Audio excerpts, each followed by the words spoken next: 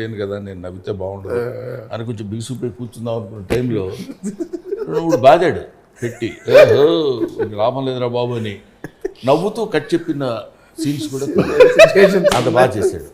అదేదో సీన్ నేను చెప్పొచ్చు లేదో నాకు తెలియదు, మరి ఆయన చెప్పమంటే నేను చెప్తాను, లేకపోతే లేదు చచ్చిపోతాను అంటాడు.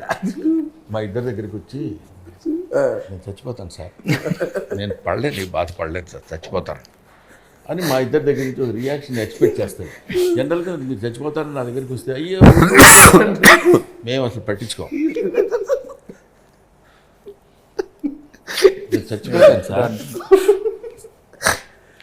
నేను చచ్చిపోతున్నా పట్టించుకో, మేము చూస్తాను అలా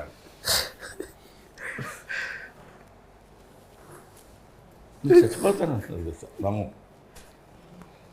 సరే నేను రూమ్కి వెళ్ళి రెస్ట్ తీసుకుంటాను. అది బహుశా మేము ఈ నవ్వుని కట్ చేసుకోవడం కోసం 7-8 టేకులు చేసాం అక్కడ. I have to add it's rhyme Kishore గారి గురించి. లైక్ యూ సైడ్ ఆయన వర్క్ చేసి వెళ్ళిపోవడం అట్లా కాదు. నేను recently we collaborated for bunch of films అనమాట. ఇన్నాళ్ళ తర్వాత నాకు ఆపర్చునిటీ దొరికింది ఆయనతో వర్క్ చేసేది.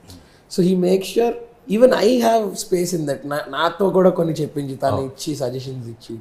So that's a very good thing about him. And he always speaks good things about you and that speaks volumes about him. So ఎప్పుడు మిమ్మల్ని principal of the కాలేజ్లోనే చూస్తాం సార్ మేము.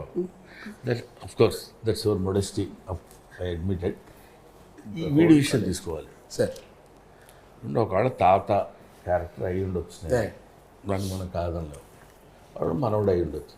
ఏరా మూర్తి అంటాడు, మరి దారుణంగా కొంచెం తండ్రి తాత క్యారెక్టర్ వేస్తున్నాడు అన్న ఫీలింగ్ కూడా. ఏరా మూర్తి ఏంటి అంటాడు. అలాగే ముందు ఓ చిన్న జలకిని తప్పుకుని మళ్ళీ క్యారెక్టర్లో గబుక్కున లాస్ట్ నిన్నగా మొన్న ఎప్పుడు తోట చేసినప్పుడు ఏరా మూర్తి ఏంటి అన్నాడు ఇట్లా వచ్చి. అంటే నేను ఐ డింట్ ఎక్స్పెక్ట్, అంటే ఆ మూర్తి అనడం అని కాదు, జనరల్గా ఎవ్రీ సీన్లో తను ఏదో కష్టపడి చెయ్యాలి. తను దాన్ని ఒక పసిపిల్లవాళ్ళలాగా బాసర్లో కూర్చుని పలక మీద పెట్టుకుని అక్షరాభ్యాసం చేసే విద్యార్థిగా కష్టపడ్డాడు వీడు. అదొక్కటే నేను that is the best part for every film, for every shot. I believe in that. But దానికి వరకు మాత్రం అంత కష్టపడి